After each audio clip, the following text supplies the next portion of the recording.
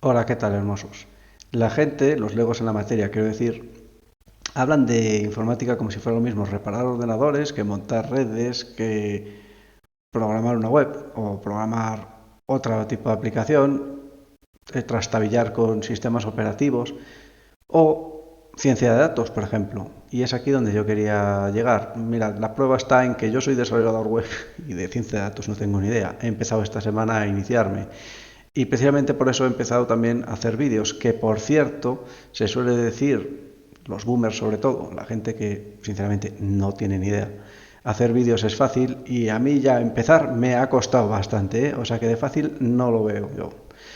En fin, el caso es que si tú estás en cualquier rama de la informática que no sea ciencia de datos y quieres iniciarte en ella, bueno, pues yo he encontrado una web que resulta que tiene 12 años que consiste precisamente en reunir a gente que quiera aprender esta rama de la informática y el machine learning y bueno, ahí puedes aprender, tienes cursos, etcétera. La prueba de que la informática difiere y tiene ramificaciones y hay gente que está en una y no se entera de las otras, es que le he comentado a bastantes compañeros y amigos míos el tema de la web que vamos a ver hoy, kaggle.com, y no la conocían. ¿Por qué? Porque son desarrolladores web. Para que veáis que la variedad es grande, tan grande que a veces pues no sabes que existen ciertas herramientas para ciertas áreas de la informática. Dicho esto, os voy a enseñar la web kaggle.com y también os voy a enseñar el concurso o prueba inicial, que es el que he hecho yo hasta el momento. Pero de todas formas, quiero mejorar el código que he hecho. Vamos a hacer en este vídeo y a ver si consigo eso, mejorar los resultados que he conseguido.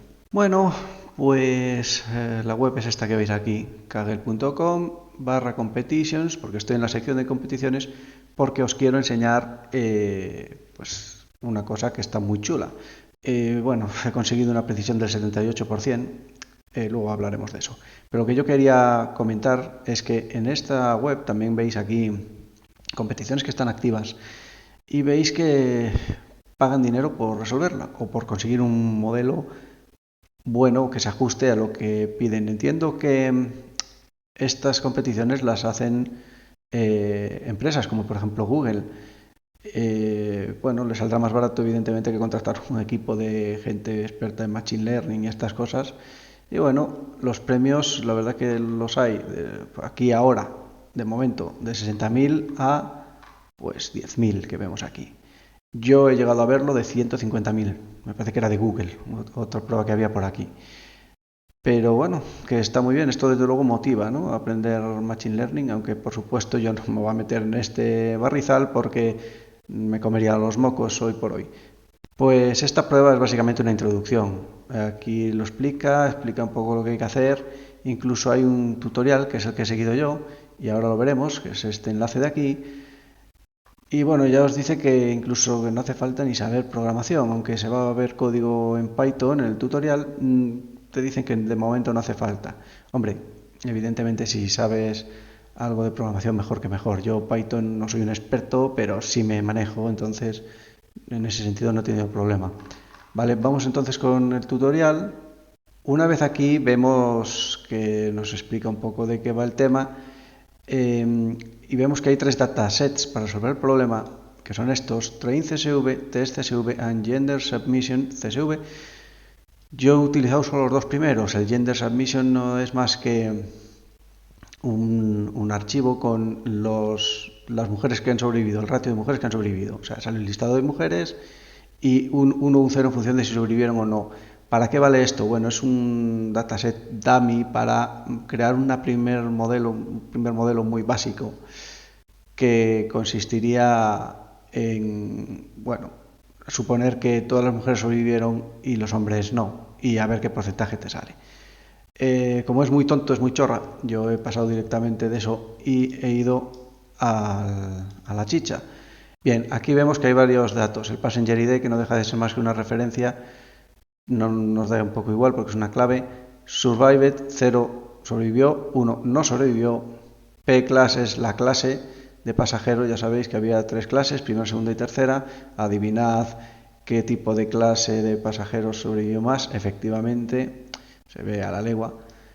Bueno, el nombre, el sexo de la persona, la edad, los hijos, parch, que no tengo ni idea qué es, y mira que lo he buscado por internet y no sé a qué se refiere, no sé a qué hace referencia. El número del billete, que yo creo que no importa mucho. El precio del mismo, que esto sí es relevante y es evidente que va a estar bastante correlacionado con la clase de pasajero que sea. Bueno, bastante correlacionado, no, muy correlacionado, claro. Y luego faltan aquí columnas, pero bueno, hay también una donde dice, por ejemplo, dónde embarcó esa persona. Luego veremos que puede ser también bastante relevante, aunque parezca que no. Fijaos que, como decía antes, aquí hay una columna de Survived, pero claro, la hay en Train, porque es con el modelo con el que vamos a entrenar, pero el test, que es al fin y al cabo la madre del cordero, es decir, el resultado final, el archivo con el que vamos a comparar nuestros resultados submission con él, aquí no aparece, solo está en el servidor de Kaggle. Cuando se envía nuestro submission CSV con los resultados que tenemos de supervivencia o no, entonces el Kaggle compara y dice el porcentaje de acierto que hemos tenido. Yo he tenido hasta ahora pues un 78%. De hecho, vamos a ver el ranking. Bien, pues aquí estoy en el puesto 2316 con un 78% de acierto, 0.78229. Si seguimos el tutorial al pie de la letra, que ahora lo veremos, veremos que tiene un código para hacer esto, etcétera, se consigue un 77 con algo. Yo lo he mejorado un poco, pero vamos, es un punto porcentual poco menos.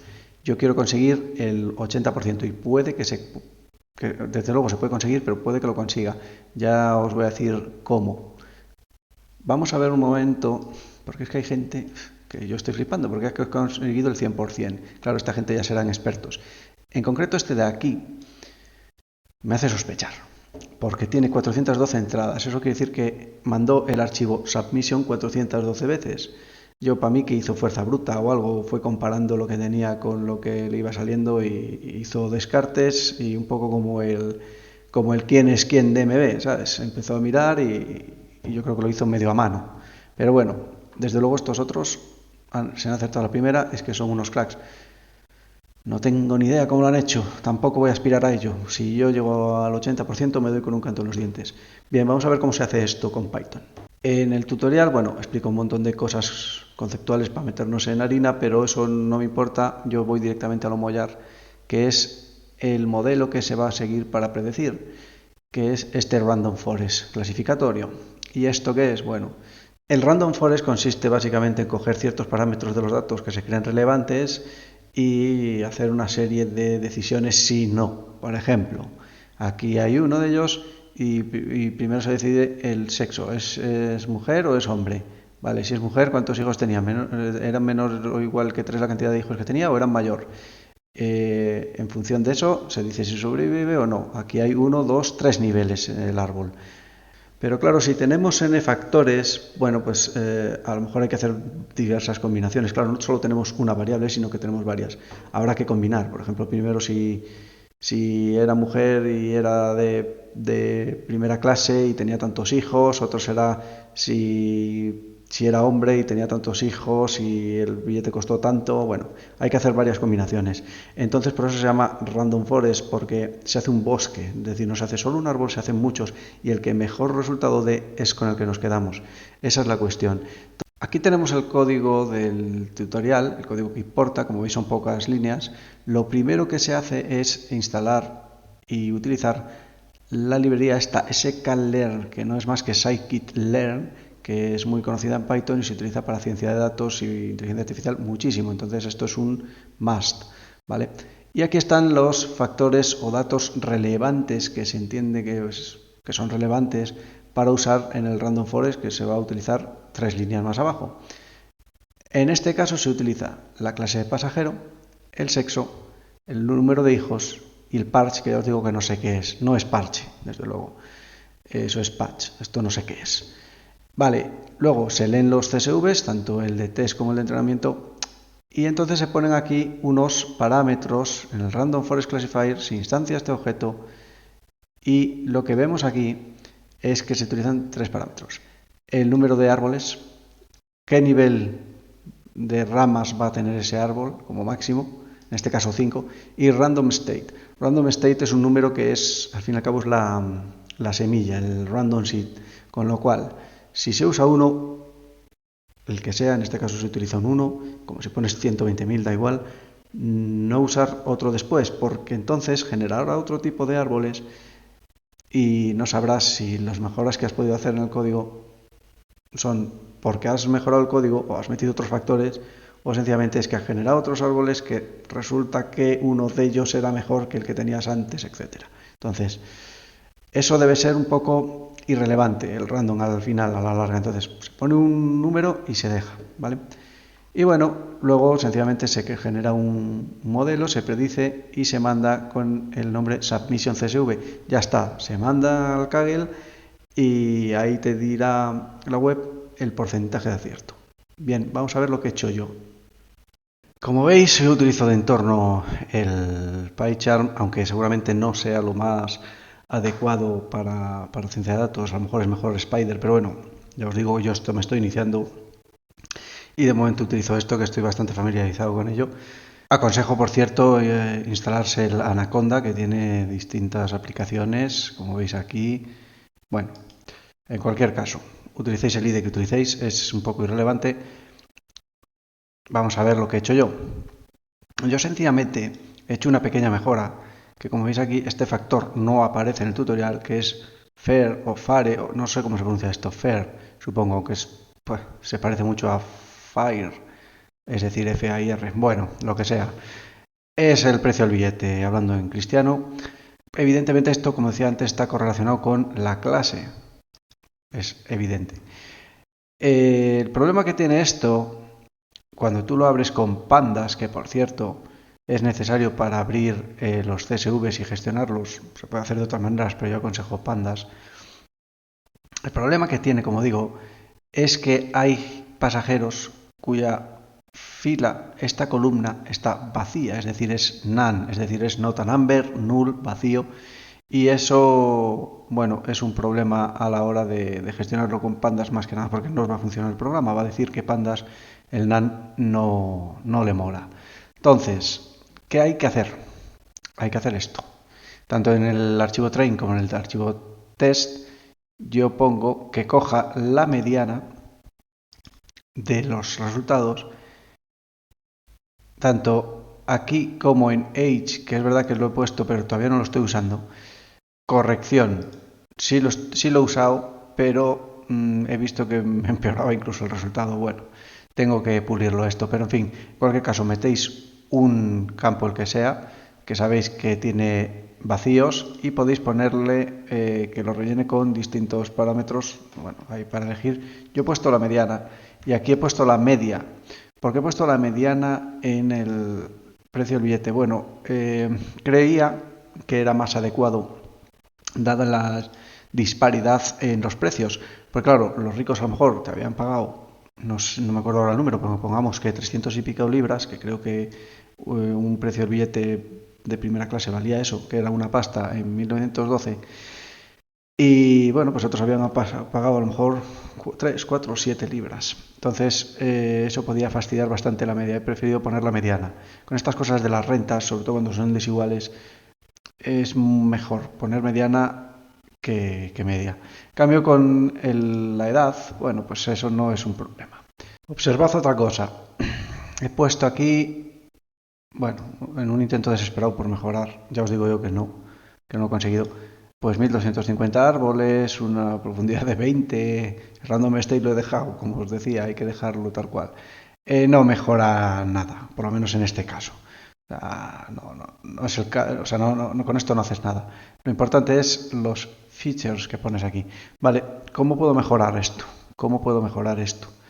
Pues en principio, si no hubiera sido por una casualidad, que ahora os voy a comentar, yo esto lo dejaba así y hay apenas, porque bueno, me lo da como clasificado, me lo da como bueno, pues vale, pues de momento seguimos a otra cosa. Pero, serendipias de la vida, que diría Iker Jiménez y sus colaboradores, precisamente estoy leyendo un libro que os voy a mostrar ahora. Este de aquí. Este de aquí, que habla, bueno, de, pues eso, de Art of Statistics, How to Learn from Data. Habla de todo esto, de cómo trabajar con datos y cómo evitar cosas como sesgos y demás. Lo recomiendo porque es un libro meramente descriptivo, no hay fórmulas matemáticas, no es un libro de estadística técnico. Entonces se lee bastante bien. Resulta que en el episodio en el que estoy yo ahora, aquí precisamente hace esta misma prueba. Hace esta misma prueba del Titanic en la misma web. Y dice, explica un poco cómo lo ha hecho él. Lo explica, aunque no dice exactamente cómo. Sencillamente sigue una serie de pasos. Y bueno, pues yo voy a hacerle caso. Según pone el libro, él consiguió una mejora del 81%. A ver si lo consigo. Una cosilla antes de seguir. Bueno, estamos utilizando Python, pero os voy a enseñar aquí el Excel, que esta herramienta la conoce todo el mundo, que también es muy útil para este tipo de cosas. Lo digo porque se me había pasado comentar que también estuve mirando un poco el factor de embarque, de qué ciudad salía la gente o embarcaba en el Titanic. Y tengo aquí, pues, un ratio de supervivencia en Southampton del 33%, en Queenstown del 39% más o menos, que es, bueno, más o menos parecido. Pero luego vemos que en Cherbourg, me imagino que será Cherbourg en español, no conozco esta ciudad, es del 55%, o sea que esto también puede ser relevante. ¿Vale? Aquí hay más posibilidades de sobrevivir si embarcaste en esta ciudad que en estas otras dos, que parecerá una tontería, pero oye, está ahí. Entonces, veo que el Excel puede estar muy bien para coger datos o columnas que creemos relevantes o no y empezar a comparar y hacer gráficas y demás. Yo no he hecho gráfica porque, bueno, para 3 datos pues salta a la vista, ¿no? Pero que vamos, que podría coger male y female y hacer un gráfico de, por ejemplo, de donut o de tarta o de barras y ver que salta a la vista, que bueno, eso no hace falta saberlo, es evidente que las mujeres sobrevivieron más. Lo mismo con la clase y demás. Bueno, no hace falta hacerlo en este caso, porque ya más o menos todos sabemos en el Titanic qué tipo de gente sobrevivió, pues más bien mujeres y niños y más bien de clase alta. Pero que está bien para otro tipo de pruebas, de datos y demás. Utilizar primero a lo mejor el Excel, ver qué es más relevante, qué es menos relevante y en función de eso pues utilizarlo en el modelo que vamos a usar en el Python. Bien, en el libro por lo que veo utiliza los nombres de los pasajeros, concretamente el título, es decir, el tratamiento, es decir, si es un señor, señora o un título el que sea. Puede ser un capitán, por ejemplo, o cualquier cosa de estas. Entonces, lo primero que tengo que hacer es coger esos nombres, parsear el título y meterlo en una columna nueva. Y esto va a estar muy rico porque parsear, en fin, es así muy, muy de aquella manera. Pero bueno, vamos a intentarlo. Ahí va, las regex al poder. Si vamos a la columna de los nombres, vemos un patrón para poder sacar el título o el tratamiento. Veis que hay una coma y un espacio, coma, espacio, coma, espacio, coma, espacio. Espero que cumpla este patrón todas las columnas porque es de lo que voy a tirar yo para intentar sacar los títulos. Voy a crear una nueva columna que se llamará title, ¿vale? Vamos a hacerlo y a ver qué tal.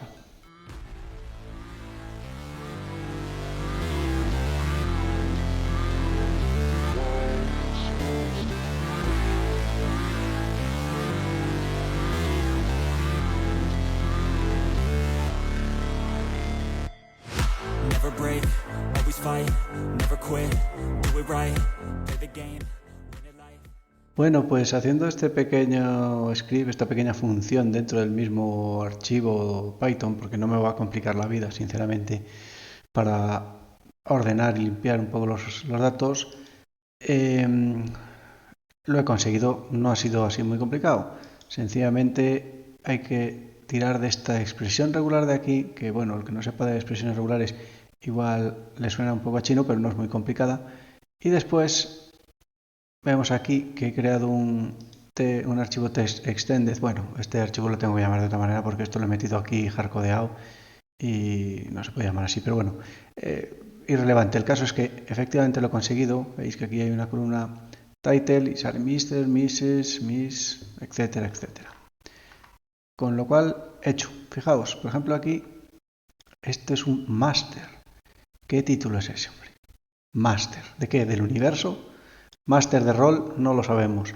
Pero vamos, no creo que a nadie se le llame máster. Bueno, sí, Iker Jiménez llama a sus colaboradores maestros, todos son maestros, pero quitando eso, no se suele usar. Pero bueno, la cuestión es que tenemos por un lado el parámetro Mister que indicaba el libro, que por lo que sea sobrevive menos gente. Y bueno, también tenemos los Rare Titles como Master, que no es un título habitual.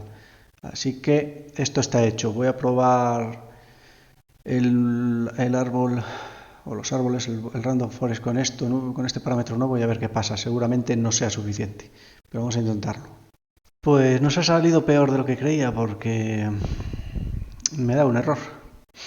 Y me da un error por la sencilla razón de que hay nombres que están en el train que no están en el test y viceversa. Es decir, si capitán, por ejemplo, está en el train pero no está en el test, pues no vale porque no tiene cómo machear. Al parecer es eso lo que está pasando. Estaba a punto incluso de bajar los brazos y rendirme y dejar aquí el vídeo, pero de eso nada, porque es que he estado pensando que en el libro, recordad, sí utiliza los títulos, pero no los utiliza así como lo estoy haciendo yo. No machea Mister con Mister o Miss con Miss, no. Lo que hace es mirar si alguien tiene el título de Mister, en concreto, de Mister. Entonces lo que tengo que hacer es ignorar esta columna de title, aún así la necesito aquí, y utilizar una nueva columna binaria que diga si tiene el título de Mister o no, un 1 o un 0. Y otro factor que utiliza es el Rare Titles, es decir, cosas como Master o Capitán, supongo. Bueno, tengo que utilizar yo un criterio que vea, pero vamos, Capitán o Master son títulos raros, o a mi forma de ver son raros. Y hacer lo mismo, una columna de Rare Titles, 1 o 0. Es así de sencillo. Evidentemente el que tenga Mister no puede tener un Rare Title, serán exclusivos, es un O exclusivo, pero bueno, esa es la táctica que voy a tener que usar. Lo que iba a hacer, que era sencillamente meter los títulos a piñón y que Scikit-learn mirara a ver si funcionaba o no y se lo tragara, eso no va a valer. Así que tengo que crear un par de columnas binarias más, en resumen. Al día siguiente. Ay, pues ayer por la noche hice esas dos columnas y ahora os enseño el resultado. Helo aquí. Mister y Rare Title. Si el título es Mister, saldrá un 1, si no, no. Y Rare Title, bueno, pues se adjudica a ciertos títulos, como decíamos, que son cualquiera que no sea Mister, Mrs, Miss, cualquiera que no sea este, será un Rare Title. Por ejemplo, vi que hay 4 o 5 personas que tenían el título de reverendo, que por cierto ninguno sobrevivió. Se ve que Dios no estaba con ellos o al revés, nunca se sabe. Los caminos del Señor son inescrutables. Igual que es inescrutable esta movida, porque, bueno, como veis aquí, para empezar, he puesto 2 veces title, pero bueno, me da igual, porque no lo uso. Entonces, el programa funciona igual. El problema viene cuando he hecho el submit.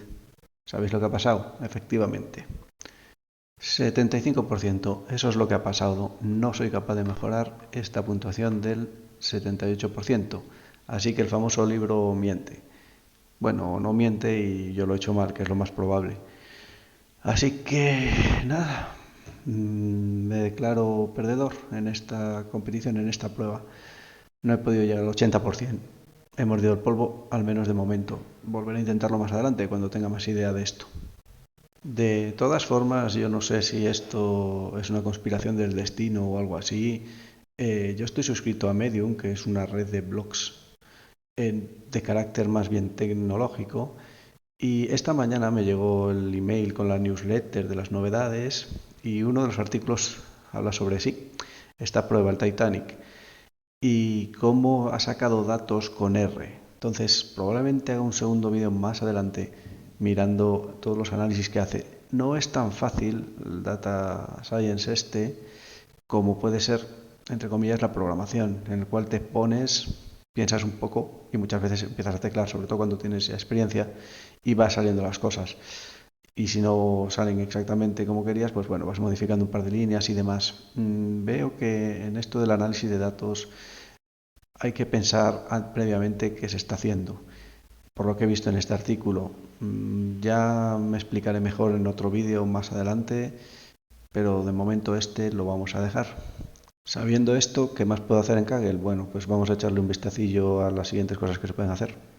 Viendo las anotaciones de otra gente sobre este problema, veo que la peña es muy pro. O sea, aquí veo que hay gente que ha hecho hasta una matriz de probabilidades. En fin, esto hace que me piense que yo soy un paquete absoluto. Hay mucho que recorrer aquí todavía. Fijaros qué pedazo de análisis. Esto no tiene nada que ver con desarrollo web, o por lo menos con el desarrollo web que yo suelo hacer, que no hacemos este pedazo de analítica sobre un problema en concreto, sino que, bueno, a lo mejor lo comentas con otro compañero u otros compañeros.